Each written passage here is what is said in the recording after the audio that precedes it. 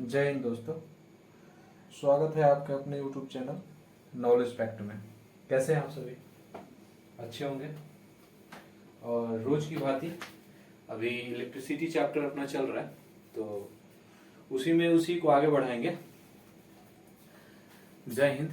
शुरुआत करते हैं। सवाल जैसा कि देख रहे हैं आप लगा हुआ है अभी कंटिन्यू, और सारे वीडियो को एक ही बार एक करके सवाल आएगा। तो धीरे धीरे हम रोज रोज बढ़ा रहे हैं इसको, और एक एक करके जैसे जैसे बढ़ता जाएगा। अभी इलेक्ट्रिसिटी चैप्टर खत्म करेंगे और उसके बाद फिर दूसरा कोई चैप्टर स्टार्ट करेंगे।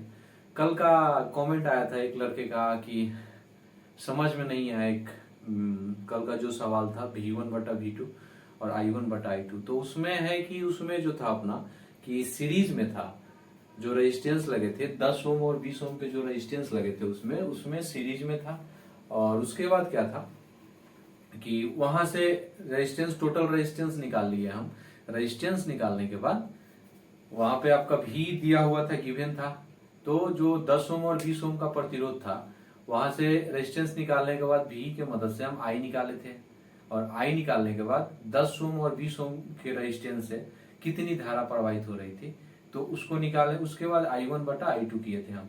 और एक चीज था कि जब भी श्रेणी क्रम में प्रतिरोध संयोजित होते हैं तो उसमें क्या होता है कि धारा का मान समान होता है।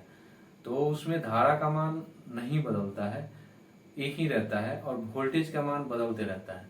तो शायद वहां नहीं समझ आया हो। आई होप अगर नहीं समझ आया हो तो आप एग्जैक्ट लिख के बताओ कि कहाँ नहीं समझ आया है, तो मैं वहां से बता दूंगा।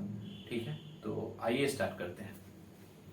आज का अपना सवाल है कि जब किसी विद्युत परिपथ के टर्मिनल पर 50 वोल्ट विभवांतर आरोपित किया जाता है तो उसमें 5 एम्पियर की धारा प्रवाहित होती है।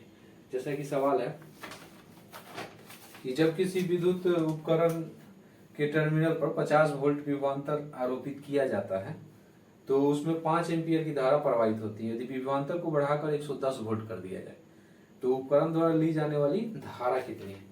तो इसका कहने का मतलब यह है कि 50 वोल्ट है तो 5 एम्पियर का धारा ले रहा है। कोई भी है विद्युत उपकरण, अगर कोई भी विद्युत उपकरण है तो जब हम उसे 50 वोल्ट दे रहे हैं तो उसमें अपना कंजप्शन कितना आ रहा है? 5 एम्पियर की धारा ले रही है। अगर हम उसका वोल्टेज को बढ़ा देते हैं, 110 वोल्ट कर दिए, तो वो कह रहा है तो फिर धारा कितना लेगा? क्या धारा का मान बढ़ जाएगा? तो बढ़ेगा तो कितना बढ़ेगा? तो ये चीज बताना है। तो हम आपको ओम्स लॉ बताए थे। ओम्स लॉ में क्या बताए थे? V=IR। तो यहाँ पे क्या होता है? V डायरेक्टली प्रोपोर्शनल I का, यानी समानुपाती होता है। V और I क्या होते हैं? समानुपाती होते हैं। V बढ़ेगा तो I भी बढ़ेगा। ठीक है, इसमें कोई दो राय नहीं है, ये आप जानते भी होंगे। तो यहां से हम कर सकते हैं V1/V2 बराबर I1/I2। ये आपका हो गया V1। यहाँ हम मान लेंगे, यहाँ पे मान लेते हैं लेट्स V1 बराबर 50 वोल्ट, V2 हमसे पूछ रहा है, यहाँ पे I1 हो गया, V2 तो दे रखा है ना, V2 दे रखा है 110 वोल्ट। ठीक है, I1 हो गया 5 एम्पियर, I2 पूछ रहा है आपका। ठीक है, I2 कितना होगा? तो यहाँ पे V1/V2 और I1 ये इसके सामने, ये इसके सामने, बस अब रखेंगे वैल्यू, उसके बाद मान निकल जाएगा। तो V1 कितना है? V1 है आपका, यहाँ पे कितना V1 है? 50 वोल्ट। ठीक है, V2 कितना है? V2 110 volt. ठीक है, और उसके बाद I1 कितना है? I1 अपना कितना है यहाँ पे? 5 एम्पियर। अब बटा में हमें I2 क्या करना है? निकालना है। तो यहाँ पे I2 रख लेंगे। बस क्या करेंगे?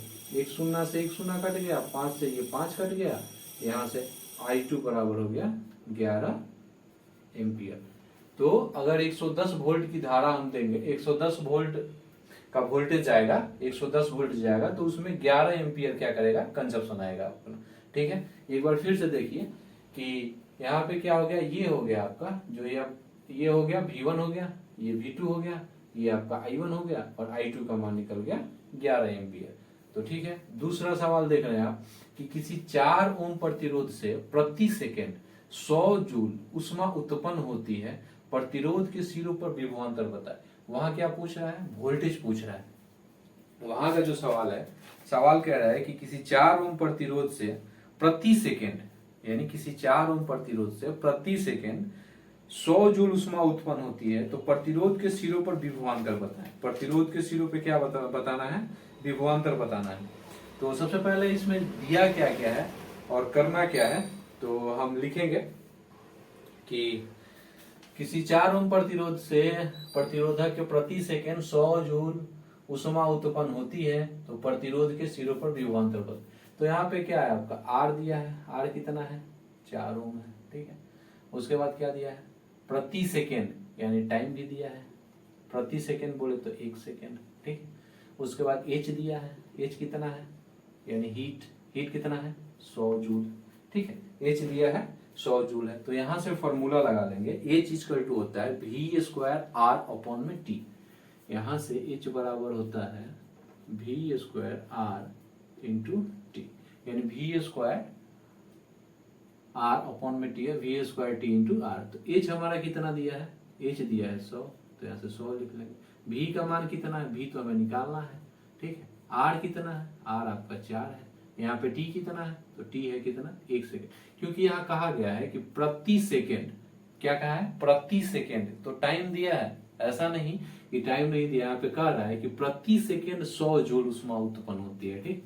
तो यहाँ पे 1 हो गया, इससे इसे गुना करा देंगे तो ये हो जाएगा आपका, यहाँ पे भी स्क्वायर बराबर 400 हो जाएगा, यानी भी बराबर हो गया रूट अंडर 400 और भी बराबर हो गया 20, ठीक है। तो यहाँ पे भी का मान कितना हो जाएगा? 20, ठीक है। ये एक और फॉर्मूला से निकाल सकते हैं, क्योंकि